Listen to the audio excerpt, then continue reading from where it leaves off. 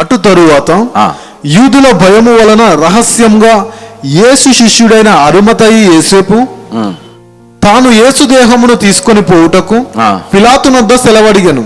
పిలాతు సెలవిచ్చెను కనుక అతడు వచ్చి యేసు దేహమును తీసుకొని పోయాను.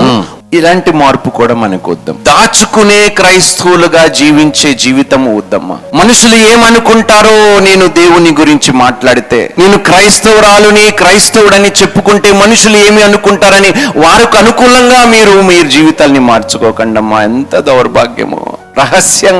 ఉద్యోగం కోసం ఒకలాగంట వాడు ప్రవర్తిస్తాడు, సర్టిఫికెట్ కోసం ఒకలాగా ప్రవర్తిస్తాడు. ఎన్ని మార్పులండి.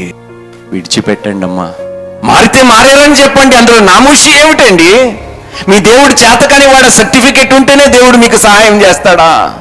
ఈ వేషధారాన్ని విడిచిపెట్టి నిజమైన క్రైస్తవులుగా మీరు మారితే తప్పకుండా దేవుడు మిమ్మల్ని ఆశీర్వదిస్తాడు. ఆయన నన్ను ప్రేమిస్తున్నాడు గనక నేను ఆయనని తప్పించదను, ఆయన నా నామము ఎరిగిన వాడు గనక నేను ఆయనని ఘనపరచదను. దేవునికి స్తోత్రము.